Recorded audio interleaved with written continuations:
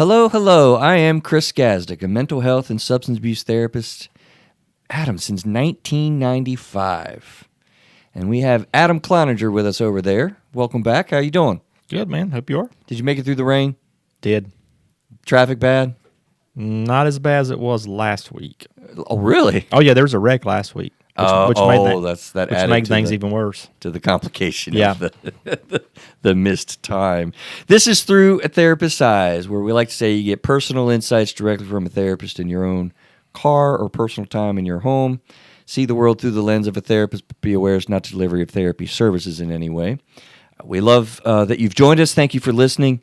We love doing the show, and we ask for you to help us because it really does make a big deal of a difference when you give us the 5 stars, pop the subscription buttons. Apple iTunes lets us to receive comments. Really, truly understand if you've been listening to the show, I want you to take ownership a little bit and challenge you to, if you haven't done the responses, the words actually typing creates some patterns and algorithms that help us get found.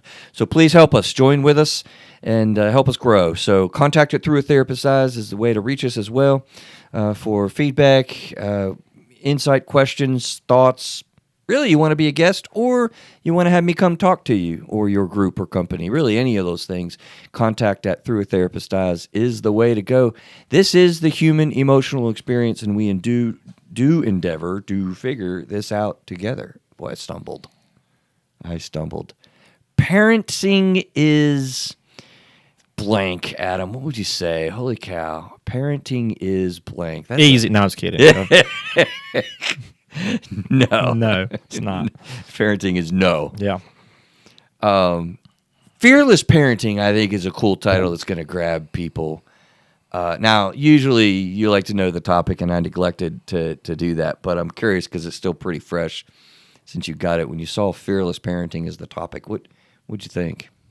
My thought is that you can't be fearful of what's going to happen because it's like anything else. Something bad's going to happen, and you gotta go with it. I was wondering if it was like fearless parenting. That's impossible. I mean, you're something like that. You can't let things. You can't like overthink it. I mean, you got to go with it. It's like throwing a dart.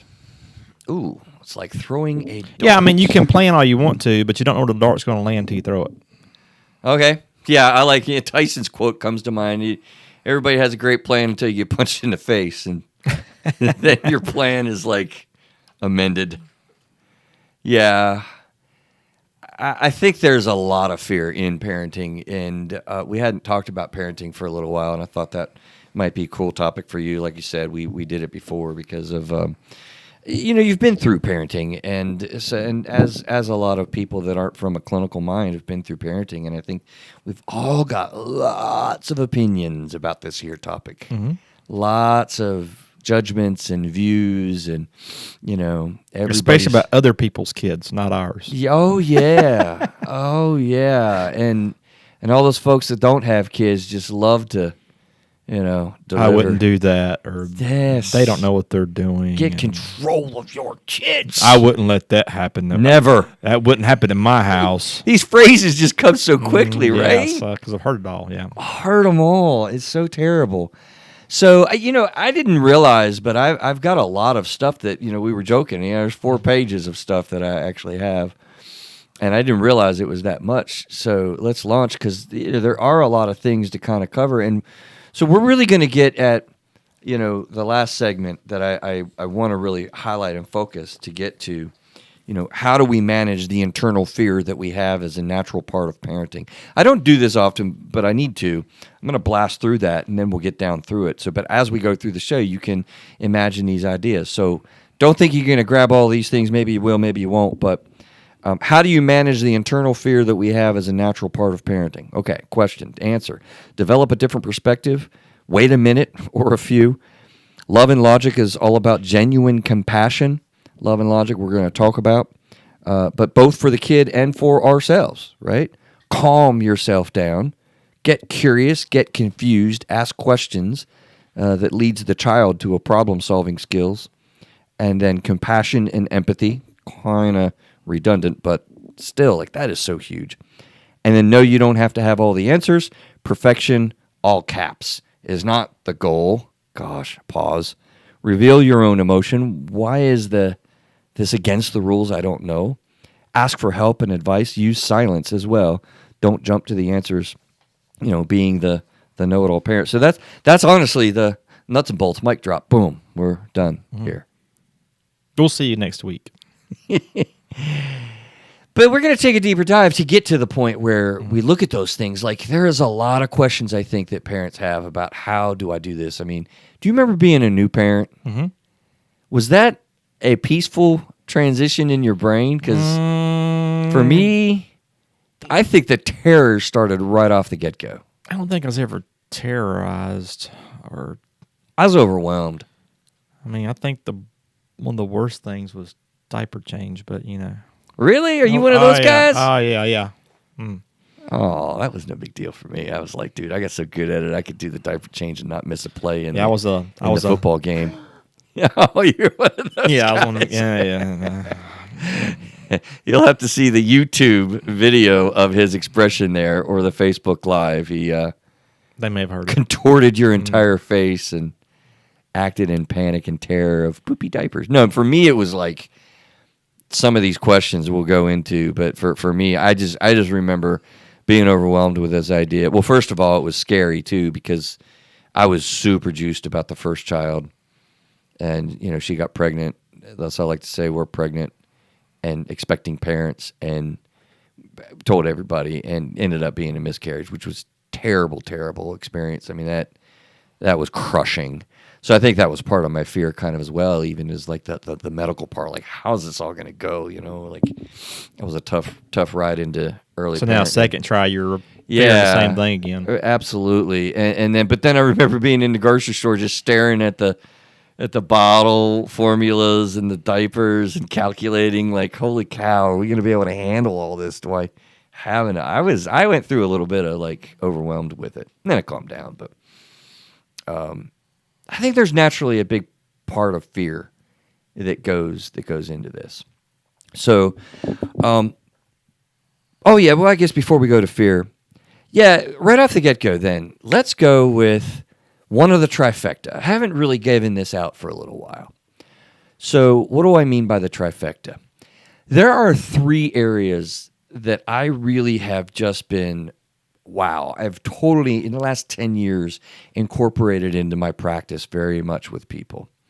And parenting has one of the trifecta. The trifecta includes these 3 very powerful modalities or thoughts. One of them is emotion-focused therapy for close attachments, particularly marriage. We've talked about that. I know you and I have. The other is Dave Ramsey's Financial Peace University, just because it was highly impactful for us personally. And it totally matches a lot of what we talk about with close attachments. And I still have that burning question. Mr. Ramsey, call in, please, sometime.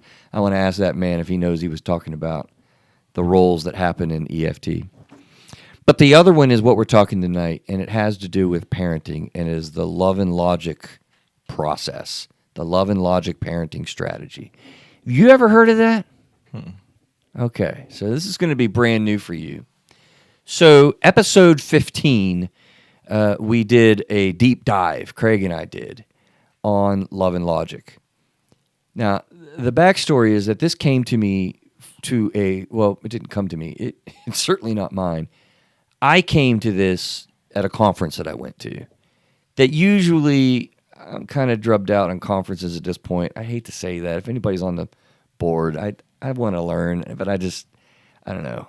I find that I get nuggets every time I go to a conference, but this particular conference, man, they had me from the get-go, and I was locked in, dialed into everything they were saying. It was dynamically different perspective in working with even my own children as a parent, but then clinically working with parents struggling with mental health issues with their kids, and then even like in the teaching realm and how this works, just interacting as an authority figure with kids. I'm telling you, it was dynamic. So someone recently in the last year or two told me that Love and Logic went out of business, and that's not true. I Googled, their page looks still active, so these guys are still going at it. Dude, we'll be sure to have it on the links tonight because they have several different books, lots of strategies, workbooks, all kinds of things. I mean, they have a whole empire, I feel like. As a matter of fact, Neil, you didn't get my message. We probably aren't prepared. Kind of wanted to play the 2-minute excerpt on their website of the Love and Logic story. Did we not? We don't have that, do we? Yeah, I didn't. No, but it'll be in the show notes. People, because I saw your note, but I'm kind of afraid of copyright and stuff. So if we're playing the same 2 minutes, I don't want to get snagged with anything. So, but it will be in the show notes, so people can go check it out. So just. It was cute. It was this little kid. Okay, very well. Thank you. Yeah, it was this kid that was describing what happened, and I'm not prepared to say it, but it was a couple things that I learned about it. I mean, basically, this is a family generational thing. I think the generator of this, Faye something, and the grandparent did it, created it, thought about it. He was a clinical psychologist, I believe. Anyway, he created all these strategies. I'm sure they built on it over the years. And this cute little kid was describing his parents having done stuff and the grandparents having created it, and now he's kind of learning it and operating with it. So this has been around for a little while is kind of the main point there. All right. Have I teased your appetite? You ready to hear this cool thing? Yes. Love and logic. Here's the way it goes. There's a logic stream that goes with this, and Craig really had a hard time with the particular component, and I'm sure you're going to hear it, and stop me if you can tell, because it's a weird part of the concept. It starts out, little Johnny or Sally, okay? Little guy, listen, you can do anything that you want to do. Probably stop there because Craig's head contorted when I said that year ago. The whole thing is, Johnny, you can do anything you want to do as long as you don't cause a problem for somebody else, and that's the key.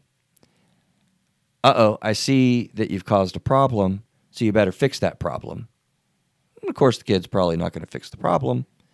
And then you come around and you say, okay, no problem, don't worry about it. We'll take care of that problem. I'll fix the problem. And then you leave it alone. Come around on the back end, and you swing around creating a high-structure environment with low power struggles that dynamically changes the way that you interact with the kid in a way that you develop genuine compassion and empathy for what the kid is struggling with.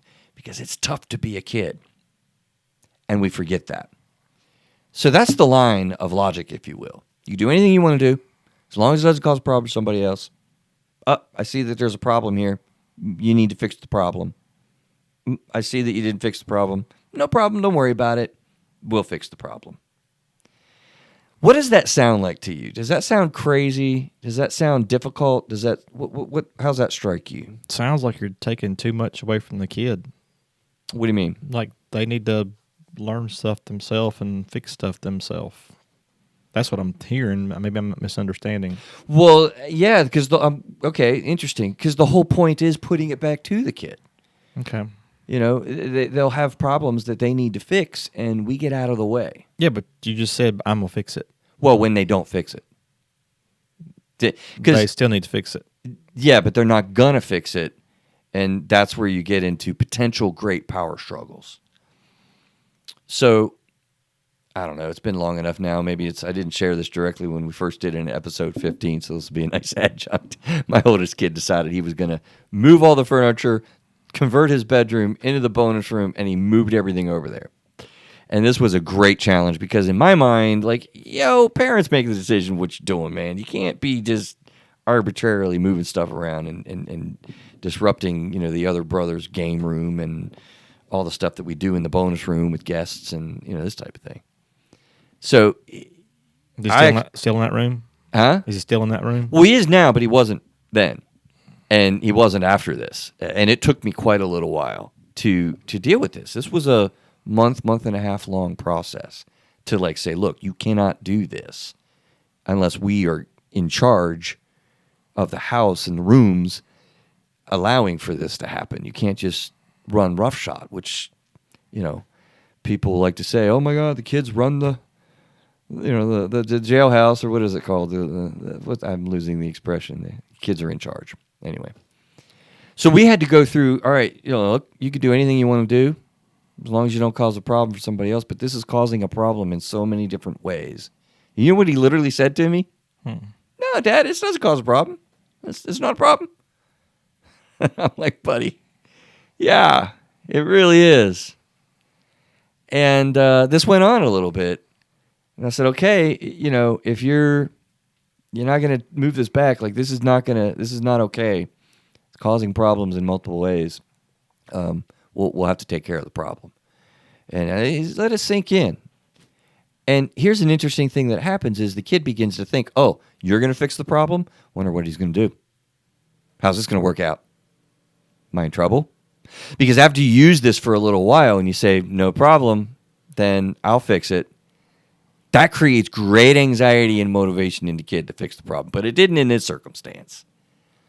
So a lot of times people have the greatest problem with this in not like letting the kid do whatever they want to do. Like, are you kidding me? You can't do that.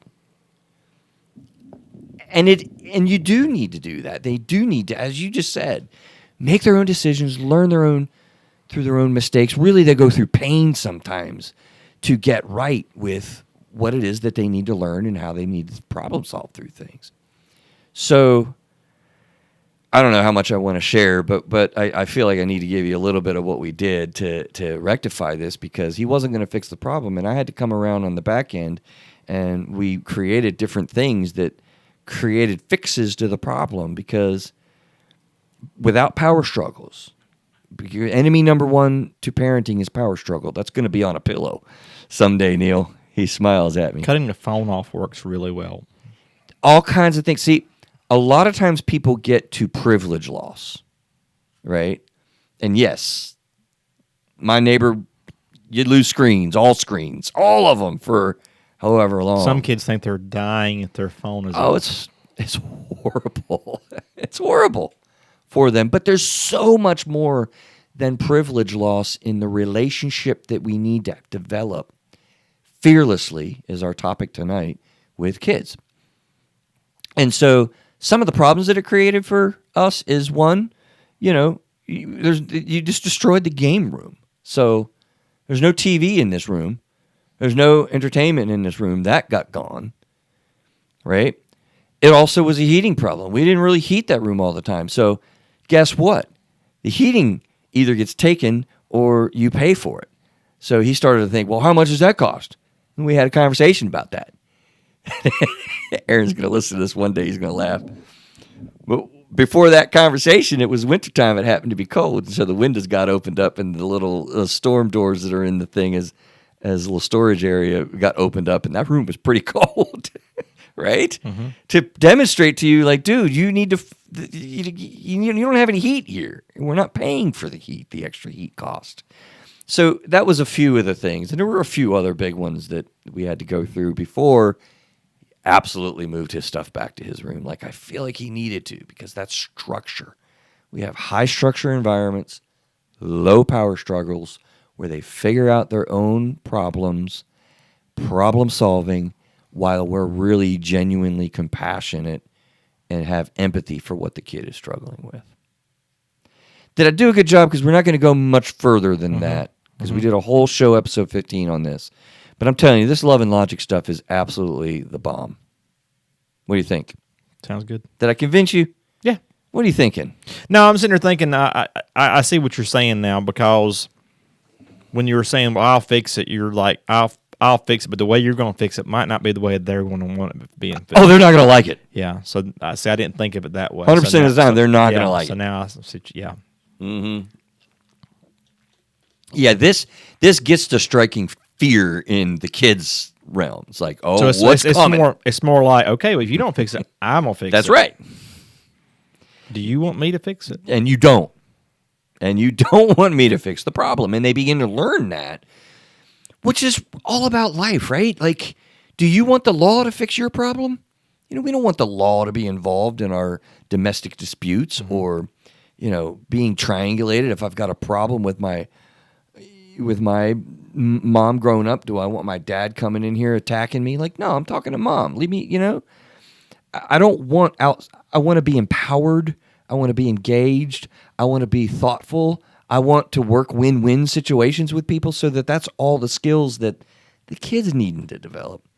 And we can't really teach them They have to skin their knee. They have to fail. How about school? Is it okay if they fail? Sure. Oh.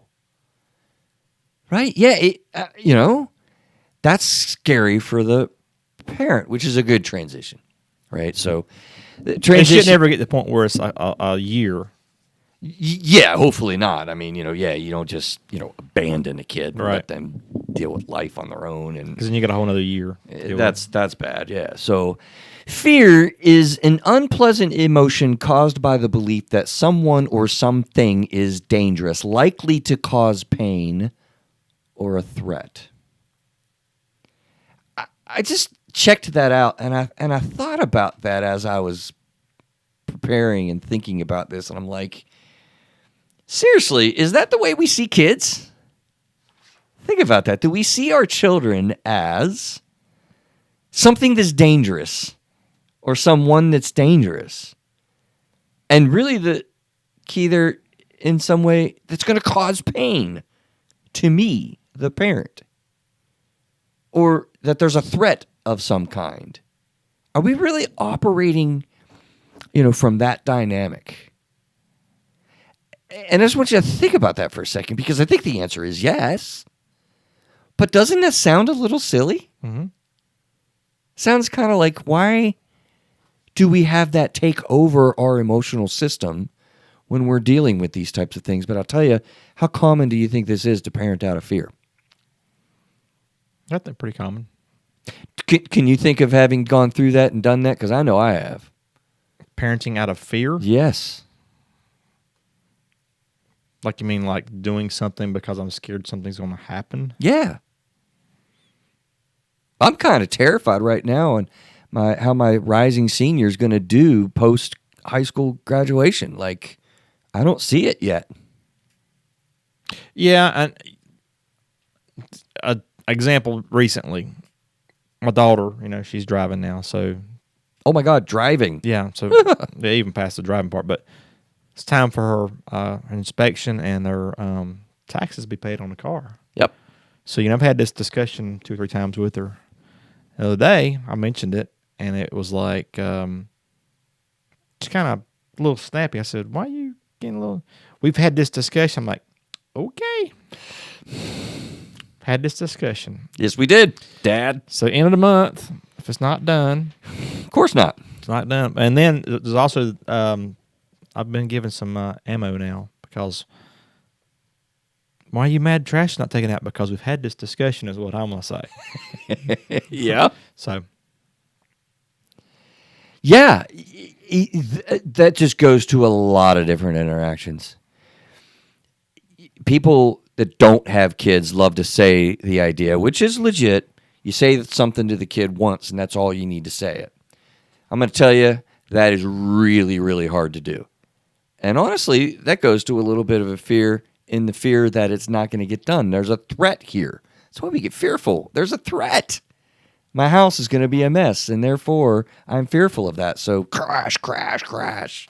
I mean, I'm guilty of this, honestly, like all the time, honestly. Not in major ways. I was really tough to see the tailpipe on Aaron's car as he drove, away the first few times. Driving, yeah. Yes. I'm like, oh, my God, he's driving in the world. Like, What could go wrong? Nothing. It's a lot of scary things. Look, letting go is scary. My little kiddo is going to elementary school, and I'm not going to be with them all day long. What's that going to be like? Right? Things that are new, things that are different, things that are changing. Do we like any of those things? You've been out of it a little bit. Yeah, your daughter's a little bit grown. I think that you didn't say how old she was. Doesn't matter, but she's definitely, older. Mm-hmm. We forget being in those experiences when things are changing and all this is moving around. I mean, can you access that? And as far as, do you recall what I'm talking about? Yeah, all kinds of things. You got to let them do stuff first. They're going to make a mistake. And it constantly triggers fear when, riding the stupid bike, like, they're going to fall down. Do we let them fall down? You have to. And if you're not good at tolerating that and you're listening to this show, tell you that's something that you're going to have to grow into. Or if you're a new parent, that's something that you're going to have to grow into, because these kids they're resilient. They're very, very resilient. They figure stuff out, but they do go through tough times. Did you ever deal with your kids with heartache? When they came home heartbroken? Yeah. That's tough to watch. Yeah. That's tough to sit back. I mean, oh, come on, let's go get some ice cream, something, Yeah, so just a little distraction is all you're doing, yeah. They have to go through it. They have to learn how to manage those feelings, which is just, parenting is not for sissies, you might say. How about that for a quote? No, Neil, don't do that one. What else do I want to go to? That'd be a good show title. Yeah, Parenting is Not for Sissies is a good show title. Yeah. Okay, so this little segment I thought was cool from an article on Psychology Today that I totally credited, because this is all their stuff, not mine. I'm going to blow through it pretty quickly, but the direct experience that we have with anger, which, just as a reminder, we've talked about trauma, talked about the limbic system. You literally have cortisol, adrenaline. When you're pissed off with your kid, that whole emotion thing is going, and boy, can that happen intently. And yeah, you're not going to be very compassionate with them. You're all into yourself, and that's all about your own emotions to manage. Yeah, rage parenting. Oh man, what'd you say? Rage parenting. Rage parenting. That's not on this list of what he said, but should be. Helicopter parenting was one of them. Fear leads to these quote-unquote bad parenting states of mind. And helicopter parenting is one. Now, I told her I was going to give her a shout-out. You know what helicopter parenting is, right? Can you? Oh, you don't know that? You haven't heard that term? A little bit new since you've been out of the active parenting. Basically, they, like a helicopter, chopper right above the kid, monitoring, watching, making sure, protecting, they're watching everything, all enmeshed, to use a clinical term, into what the kids' activities are. Yeah. Okay. Right. And this is a phrase that they say. This guy said that he's heard his clients say, "It's not my child that I don't trust; it's the world that I don't trust." Phrases like that. That rationalizes being a helicopter parent. Now, everybody except Adam Cloninger knows what helicopter parenting is, but nobody claims ownership of that. Do you know, literally today, I had a wonderful woman that said, this is the second time in my entire career that somebody said, "Oh yeah, I have some of that," because we were doing the show and it was part of it was clinically appropriate, so we talked about these. And she's like, "Oh yeah, I know I have some of that." Dude, I about fell off the floor. I was like, wow. And I told her, I was like, you are the second person that's ever said that to me in ownership, because nobody wants to be a helicopter parent. Well, you probably have never heard of any of these then, because the next one he talked about is a snowplow parent. I can imagine what that means, but I haven't heard that term. Right. Destroy all the obstacles for them in their midst so that they can have an easy ride moving Bad forward. idea. Very bad idea. Bad idea. Why? Well, you're not always going to be there. If you just remove all the roadblocks, then they won't know how to deal with stuff when you're gone. Yeah. I thought his examples were interesting. Hiring tutors to help their children through courses. That's bad? I don't know. Extremes with these things are hiring counselors to write their child's college application essay, or shopping doctors willing to give the child some sort of diagnosis that will allow extra help at school, or make large donations to colleges in exchange for improved chances to be admitted, calling teachers and even professors and employers to ask for extra privileges. I mean, they're speaking for their kid, get in front of their kid, kind of making all these obstacles of whatever it is that might be in place, greasing the wheels. And that's bad. Mm-hmm. I thought that was cool because I see a lot of people doing these things for their kids, if we're being honest. Yeah, I can see that. A lot of that stuff happens nowadays. Honestly, much as we talk about helicopter parenting, this concept that I had never heard of before, snowplow parenting, that's really happening a lot. Every kid gets a trophy stuff. Let me get in front of this kid being disappointed by not being an all-star and make sure they get a trophy. Mm-hmm. So we have a lot of that going on. But anyway, they went on fuel injector parenting. hooked on the idea that life is fundamentally a competition, and they want to inject the competitive skills inside their kids to be, the best cheerleader, the best dancer. We see this in AAU sports all the time. It's the parents that are just spending gobs and gobs of money and putting, cheer and dance. There's a lot that goes into these things. The whole family circles around these activities. It's a lot. I can see that being at some cases where it's like the child ends up despising the activity. Because they do. I hear that in my office all the time. Keyword, they're not having fun. Mm-hmm. Now, parents will readily say, oh, well, I will only do this if my kid wants to do it and whatever.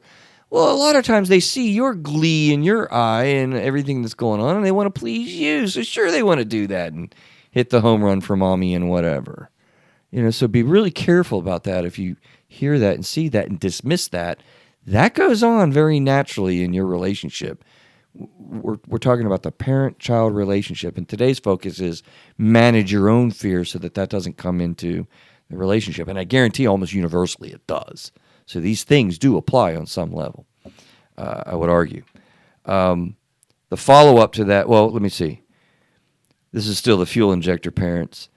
What she found, this lady who did some research on this, was that most of the parents were investing all this money, time, and energy, not because their child loved the activity, nor because the parents wanted their child to become a professional at it. Dr. Hillary Friedman, that's who this was. She did her doctoral dissertation on this. She published a book, Play to Win. So you'll see that on the show notes. I'd never heard of fuel injector parenting, and I haven't heard of tiger parenting either. We were talking about this earlier today. The mom's like, oh, those are the parents at the AAU games getting in fights.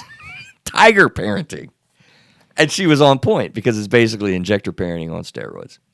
And then lastly, defensive parenting. And that has to do with defending yourself from the world around you and the judgments that we get, social media, everyone has an opinion on parenting. And so you defensively operate in the relationship with your kid based on that outside noise. So we don't want to do that either. Fear leads directly to every one of these things. What are you thinking? So that last one you're talking about, operating on fear that someone's going to think bad of them. Or I'm a bad parent. Our family's going to have a bad name. Yeah. I've literally Screw experienced... that. Yeah, well, I know, right? Yeah, you don't buy into that one. No, I'm just saying don't worry about it. Yes. All Yeah. right. You're advocating. Yeah. I literally had a family that was ready to move out of town. This can go deep. Really? Move out of town because of the destructive things that was happening in their kid's life. Talk about causing problems for other people. Jeez, man. That's a lot. That's avoidance. Well, there's also a lot of problems. Don't get me wrong. Yeah, I know, but you just moving's not the cure. That's just avoiding the problem and then probably taking the problem with you.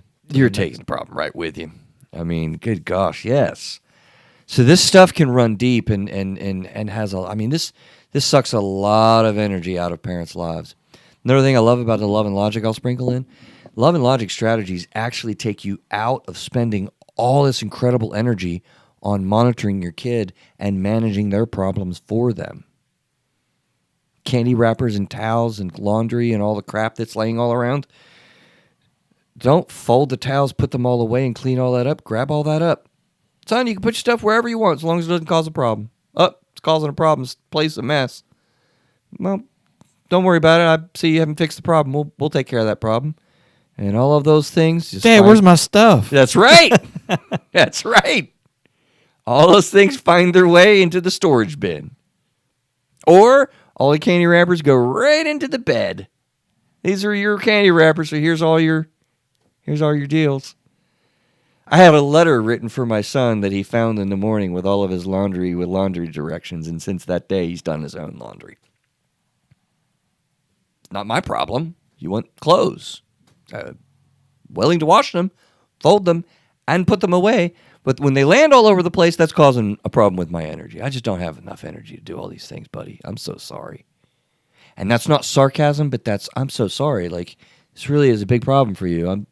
I see that you're struggling with school.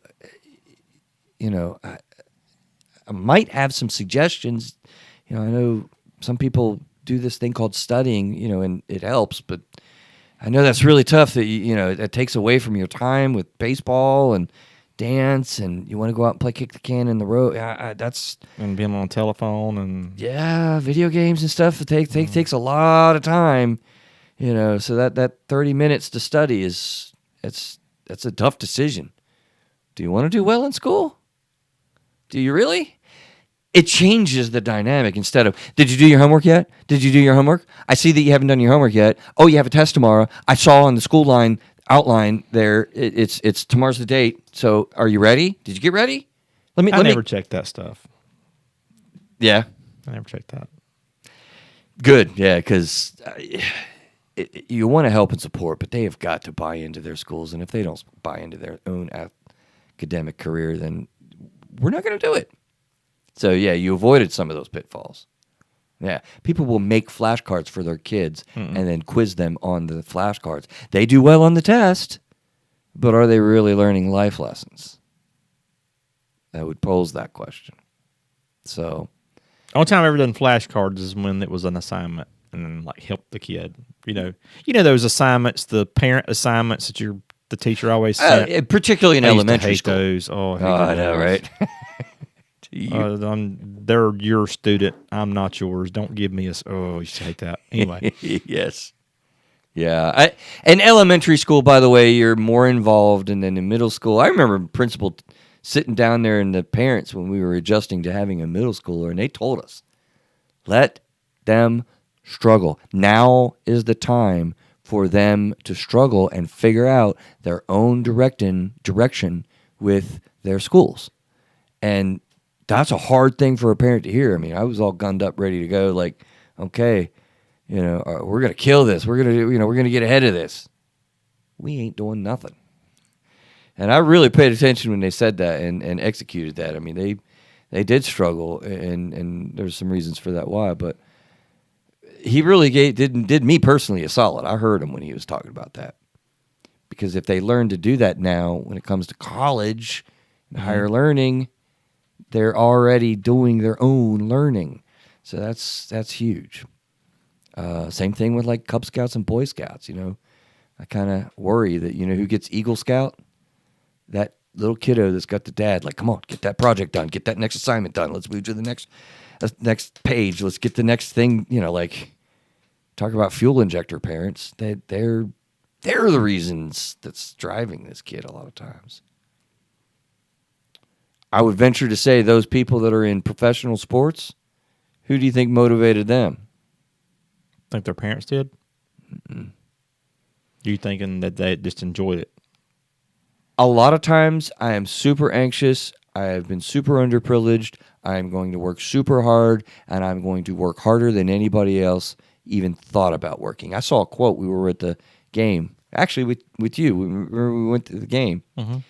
And Magic Johnson had a quote at our stadium here locally. I didn't see that. Magic Johnson had a quote. He's like, talent is never enough. The best players are always the hardest workers. And I thought, you know what? That is on point. Mm-hmm. That is on point. That's a good quote. Yeah. Okay, so where do we want to go? Where am I at?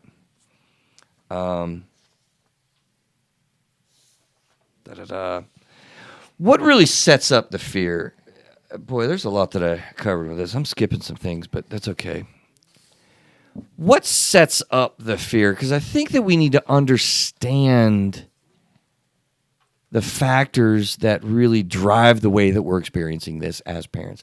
This show is about you, Mom, right? This show is about you, Dad, and what's going on with your emotions that are driving these things that we don't necessarily want in your very powerful parent-child relationship. Let me check in with you. Do you think people are sitting here listening thinking, I'm not afraid of this stuff. This doesn't affect me. I'm not engaged with this. Well, some are, but some are like completely terrified. Yeah. Do you think it's crazy that I say that I think it's a universal parental reality that fear is a part of this? Does that feel like too much? I think maybe a little bit because of I mean, there are obviously some parents that just don't. They're like, just a sperm donor. Well, I'm not talking about those guys. Or gals I that mean, are just other checked than out. that, yeah. I mean, for the most part, yes. What you're saying, I agree with. Yeah, unfortunately, there are parents that do lose parental rights because they're neglectful. Exactly. Yeah, they're just consumed by Or other in stuff. some cases, an egg donor. Good gender switch there, right? Yeah, we always get jammed Yeah. with that as the dad, the sperm donor. There are egg donors. Yes, out there are egg donors. Yeah. Yes, there are. Boy. So what sets this up? Honestly, to me, this builds up due to our very own internal experiences in life that we project onto kids. Now, what does project is a really big clinical term. I mean, people have their own experiences, and we process it in our own head. And just like, yellow sunglasses, what we see is all yellow. It has nothing to do with the kid. Nothing to do with anything they've done. Nothing to do with the world around us. Yes, we have a dangerous world. I know that we have national issues right now that we're all debating. This has very little to do with any of that. This is your own experiences where you have colored glasses, and that's the projection that you project out onto the kid that creates the fear. This is not the kid. This is you, Mom. This is you, Dad. Listening and thinking about this with us. It's your own internal experiences.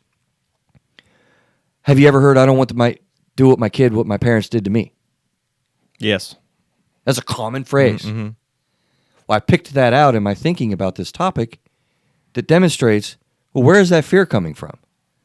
Again, your own internal experience with your parents and what you experienced with that. That you are fearful will be replicated to your kid. Now, sometimes that's obviously we want to check abuse and things like that, but this is a totally different situation. There's no reason to be fearful about it. Trauma experiences perpetuates a worldview, right? That the world is dangerous. You can create and heal and recover from your own traumas and develop your own different view about the world and then enjoy that in a safer way with your parent-child relationship. It's your own view. Like, I know there's scary things out there, and I'm not saying don't be safe, so don't think I'm going too far with that, but, just check your own perspective. This occurred to me, how about disconnection from your spouse? How many parents out there feel like they're single parenting their child directly while they're married? That happens. That creates great fear in the way that you're trying to manage this parent-child relationship, feeling like you're alone. So we want to really be aware of connection with the spouse. Ultimately, a fear of failure sets up a lot of this from my experience in working with people. That expecting parent, do we go into this thinking, oh, I'm going to attack this, I'm going to be the best parent in the world, I have no flaws, and I have everything together, and this is going to be awesome. No, it's like... The I have no flaws thing, that's already not realistic. More commonly, I have no idea what I'm doing.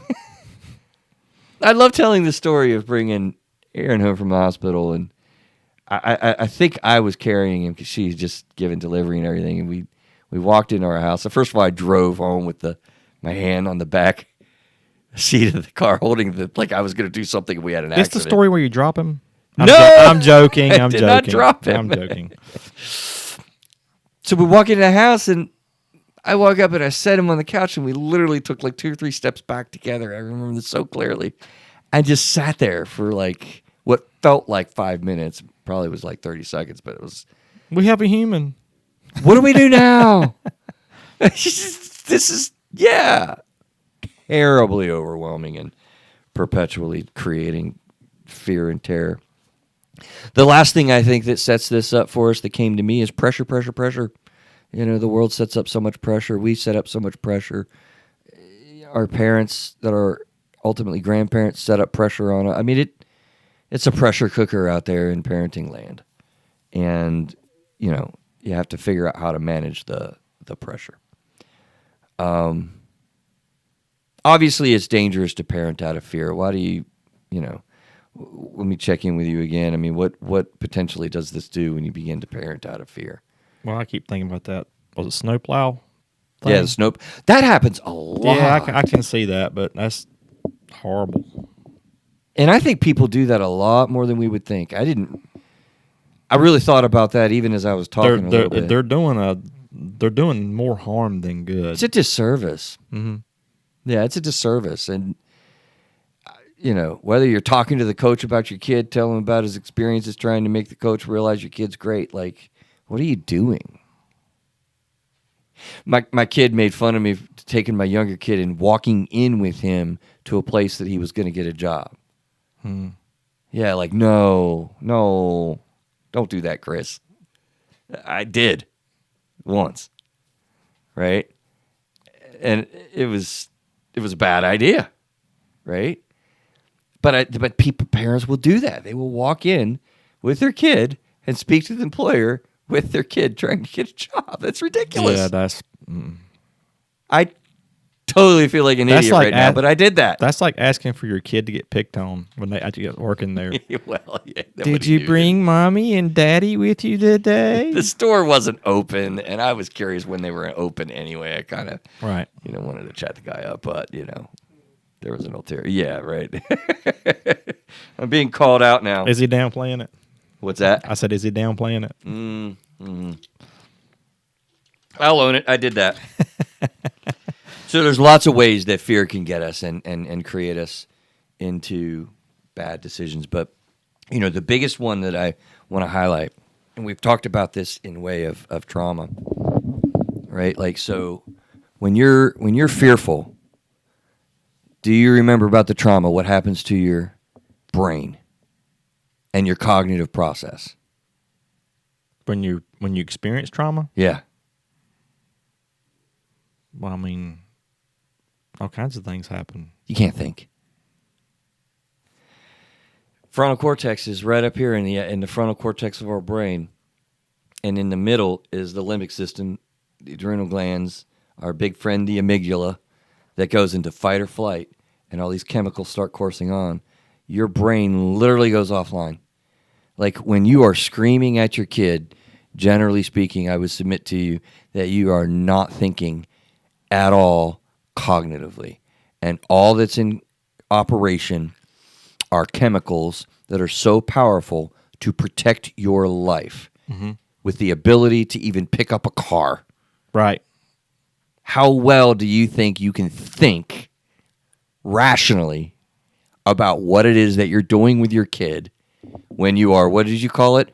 Rage parenting. Rage parenting, yep. I think you created a term. Just Google that, Neil, and see if rage parenting, see what comes up. I'm really curious if you have now documented on Through a Therapist Eyes for the societies around the world at large, rage parenting. Congratulations, Adam. You might be famous soon. Thank you. It's going to be there, I'm sure. You think? Yeah, it'll be there. Probably so, I would say. I'm curious. Too quick? What do you got? He's got something. I'm curious what the definition is going to be. They don't have rage parenting, but they do have mom rage is a real thing, is what they say. Mom rage, okay. So they don't have rage parenting, but they do have the... What does mom rage say? Yeah, same thing. Basically become overwhelmed with anger and struggle to access the calm and patient, part of or whatever, I have to click the link. Hang on. But I think it's funny you talk about when you're mad, because I remember I know I've been mad at the kids, like, your punishment is you're going to be grounded for the next 20 years, Absolutely. You start thinking about those irrational things like... And you say them. You're going to get a hip replacement before you out of this bedroom again. And you say them. And then you make the classic parenting mistake of if you say it, you've got to do it. You're not going to do that.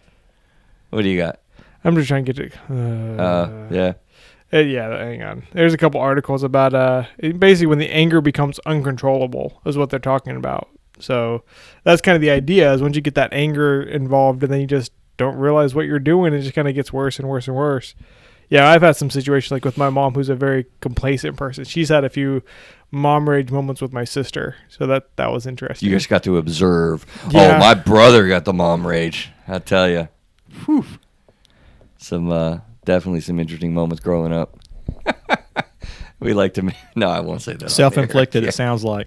Huh? Sounds like it's self-inflicted. Probably. I love you, brother. I love you, brother, but you did bring it. Yeah. So one thing it says, the anger has overpowered you. You tell yourself you're not going to slam the door, yell at your kid, or tell your spouse to F off. But when it happens, you can't stop it. That's basically what they basically say as far as a mom rage. And it really is. Like, listen, this is intense fear, intense chemicals flowing. I mean, you know how you feel when this stuff is blowing up. I mean, it is making you feel outside of yourself. I mean, I've had more than one out-of-body experience as a parent.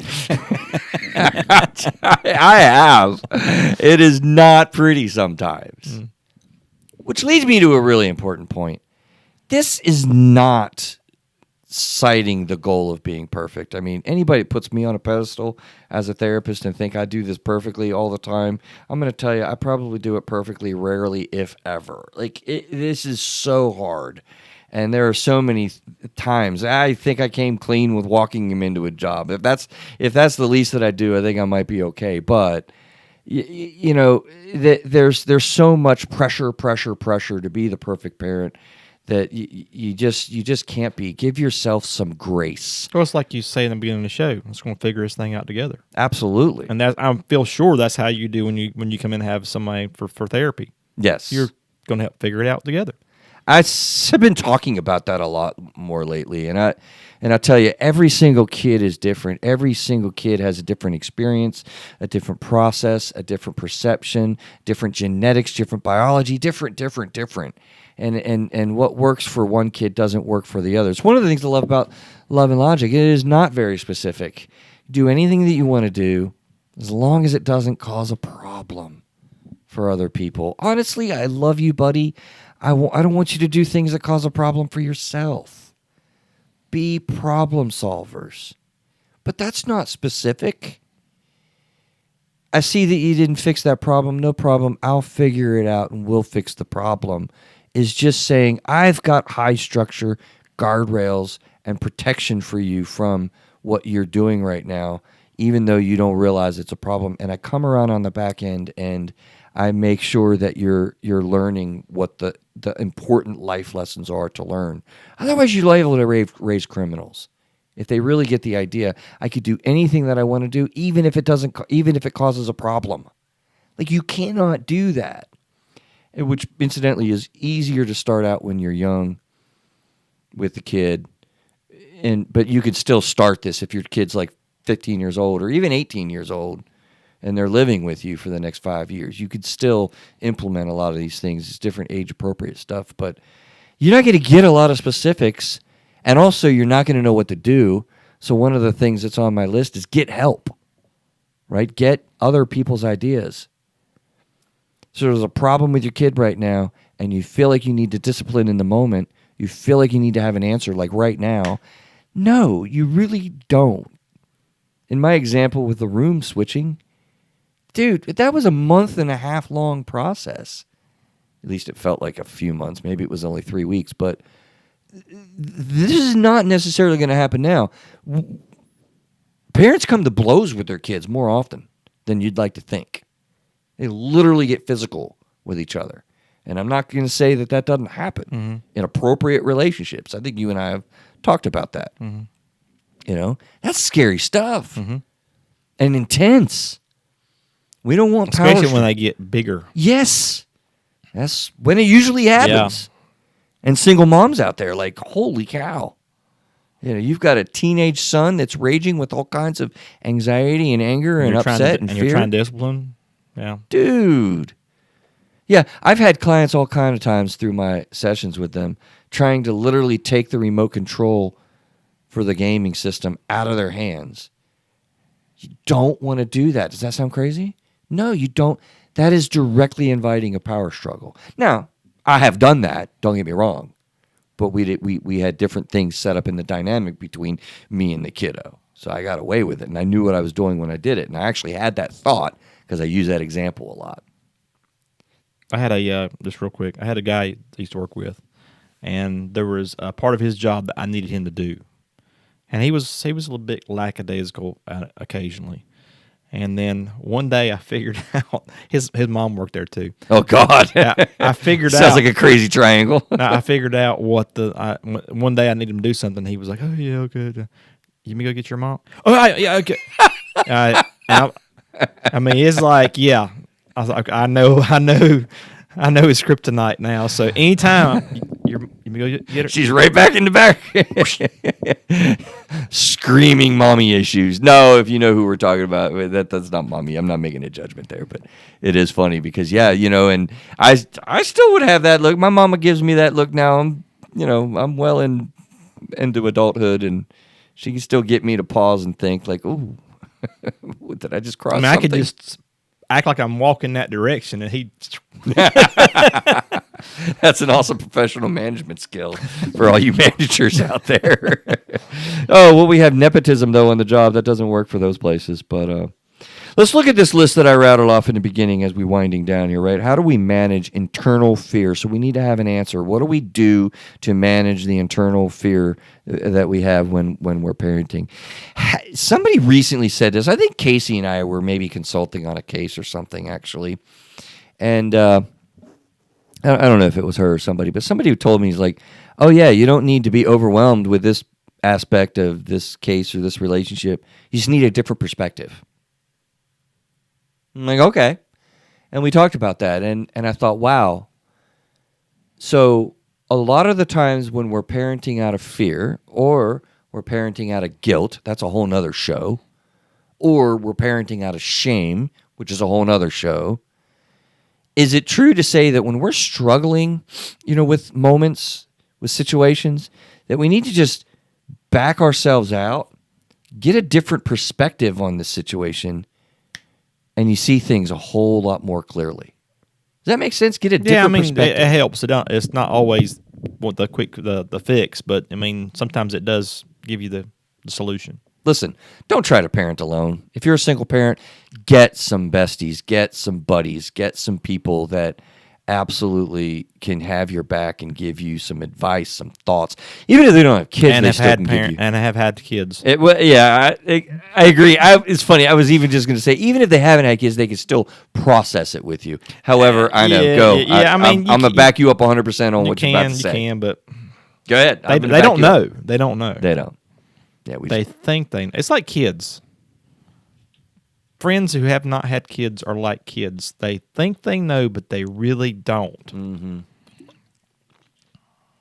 Or you hear, well, I have a kid. It's my dog. They have to eat. They have to go to the doctors. They're frustrated. It's the same. It's the same. No, it's not. Listen. Anybody that's listening that doesn't have kids, I'm not trying to piss you off, but that is a true statement. I said I'll back you up, and I'm going to tell you, look, there is no bigger life change. I think it's the biggest, what I call before and after life event that I think people go through is becoming a parent. There's so much to the emotional, the social, financial, I like to say all of the leaves, right? Like, When you, and literally it's the day before you become a parent and the day after you're a parent. It is, I mean, you have obviously 9 months of time to adjust to this, or at least 8 or 7 months, right? To adjust to this idea. But dude, I'm telling you, that day is a big change day. The day after is all 100% different. And if you haven't gone through that, it's so hard to grasp all the ins and outs of that. So I couldn't agree more.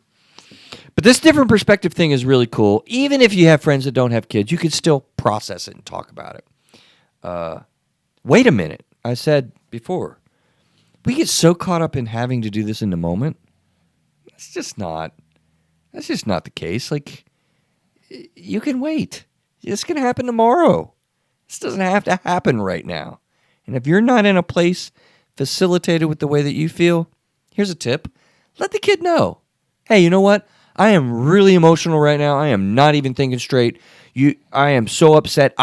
You haven't upset me. I am so dysfunctional right now. I don't care what words you use. I am not going to address this issue or have this conversation anymore with you. I'll check back with you in a little while. Let me know if there's any problems. I'm going to go cool down. I'm going to go take a walk. I'm going to go say a prayer. I'm going to go watch a movie. I'm going to go talk to your mom. Whatever. I'm not dealing with this right now. but rest assured, we'll come back. And then you go facilitate yourself. Go freaking breathe, man. Like, don't drink a 12-pack. Might not be the best process for cognitive thinking. Mm-hmm. But you got to get out of that moment. You cannot stay in this place and think you're going to be really effective. Right? Didn't say you can't show anger, by the way. There are people, oh man, I was giving a talk one time. And I said to this audience that was talking, like, you do raise your voice, when that's realistic. It's going to happen. And there was some professional out in the field. I just looked at her. Her face contorted in a completely different way. Like shock. Yeah, like, you can't tell these people it's okay to raise your voice. And I'm like, well, I'm making a point to raise my voice at you. No, I was a little overdone. I didn't do that. But yeah, there's this myth out there that we're supposed to be like, all peaceful and all calm and, calm under pressure and deal with it in the moment. Like, dude, that's unrealistic. It's going to happen. And when you're aware of what you're doing, showing anger and frustration or fear or compassion and concern and empathy, it's on my list somewhere. How about be genuine and show your emotion a little bit? Did you know that you could be emotional with your kids? Oh, yeah. Vulnerable. Yeah, I know. Well, no, I'm not talking about pissed off, Adam. No, there's other things too, other than just rage. Other than just rage. Other than just rage, there's other things too. Go further. I mean, joy of one of their accomplishments, or glad they did something, or just anything like they do a chore. Here's a parent tip. Catch your kid doing something right, even if it's the simplest, the smallest things. My kid doesn't do anything well. You know what? Catch them walking up the stairs quietly to get away from you so that they didn't know that they were going upstairs and downstairs or whatever, and say, hey, Johnny, man, I really appreciate you being very quiet at night. That was awesome. I appreciate you being considerate of everyone else that's here. Catch them doing something right. Compliment them. And celebrate that, celebrate the good moments and be, joyful with them, because they really are trying to learn things, and there are a lot of hard things to learn. Calm yourself down. Get curious and get confused, I had on my list. If you want to be a know-it-all and tell everybody what to do all the time and be the know-it-all parent, you're going to struggle. Get confused. Like, hey, I'm confused, Adam. You say you wanted to do well in school. I didn't see any studying going on, and how you plan on doing that? I don't really understand how you're going to get the information. Is there some way that you've done that? Because I know sometimes people listen to this at night when they're sleeping, and they play tapes of what they've said that they've read, or have you recorded the class and are you playing it at night? I mean, what are you doing to get this information? I didn't get information. Oh, I should have thought about that. Oh, because that's also communicated, but I didn't say that. Right. So get curious. Get confused. That gets a different perspective. Don't necessarily get directive. Ooh, it just rhymes. I do that sometimes. I don't know where it comes from. It just pops out. Because you're a poet and didn't know. Compassion and empathy, like I said, with love and logic. No, you don't have to have all the answers. I love it when my kids come to me with a tough question, and they have. My kid's coming to me right now with a lot of business stuff sometimes, and I'll be telling them, look, I don't really know what to think about that, some political stuff at the office and all, because he's a little older now. But you know what, we'll figure it out, and we've gotten to have some of the most awesome conversations in the last couple of years that I've ever had with him has happened, recently, with questions that I have no idea what the answer is, but I'm committed to working it out and figuring it out with him. The human emotional experience. Can you figure this out with your children together? Yikes. That's huge. That just occurred to me. Perfection, all caps, not the goal. Reveal your own emotion, we mentioned. Just ask for help, advice. I also said use silence. Sometimes silence is golden. And we're afraid to just watch. Look, sometimes I have communicated to my kids with nonverbal communication, loudly. And we forget to use. Look, parenting is hard. The main message today is realize that the emotions of fear are in you that you have to manage before you can be effective in a relationship with your kids or with your spouse or in business, right?